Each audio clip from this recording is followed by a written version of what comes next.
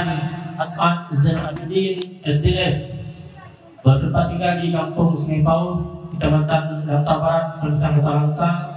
Hari ini Kamis 12 September 2024 dimulai. Assalamualaikum warahmatullahi wabarakatuh.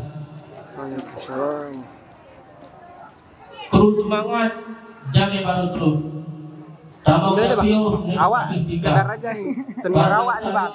Nabi Kim Sunat, Jaro Tamungan, Tenda Mulia. Mulia Wari, Ranu Lampuan, Mulia Rakan, Mameh Suara. Ranu Pak Kamu, Lunjuk ke Gata, Hana Kamu, Racun dengan Tuhan. Ulun Tuhan yang terang kita, haba amanah dari keluarga. Nibah urangnya dengan izin Allah, bukan walimah, bukan saudara. Puji beserta syukur atas kehadirat Allah Subhanahu wa Ta'ala pada siang yang berbahagia ini, masih berikan kesehatan dan kesempatan sehingga pada hari ini telah kita laksanakan suatu sunnah daripada Rasulullah, yaitu walimah.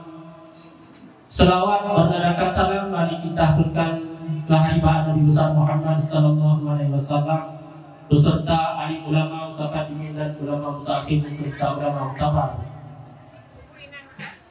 Darah baru rombongan beserta seluruh sanak keluarga yang dimuliakan oleh Allah Subhanahu wa Ta'ala.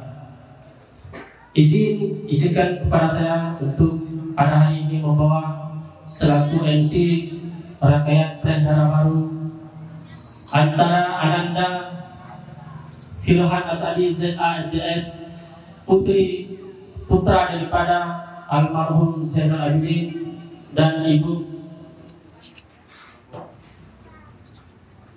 Julita SPD dengan Nia Novita SPD,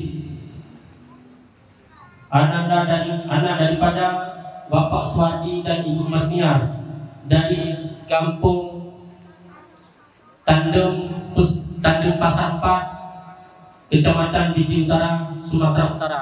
Selamat datang sekali lagi ucapkan dari rombongan Sumatera Utara ke Kota Langsa. Selanjutnya kami mohon kepada tokoh ibu adat kampung untuk dapat minyak rombongan ataupun darah baru dengan menukarkan batirano. Kepada tokoh ibu adat untuk dapat menukarkan batirano. Tukar batirano dipersilahkan.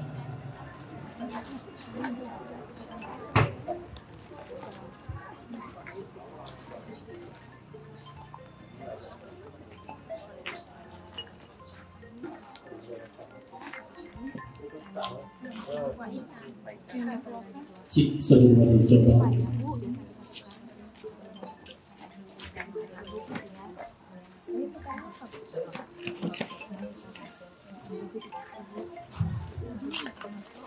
Saja mungkin.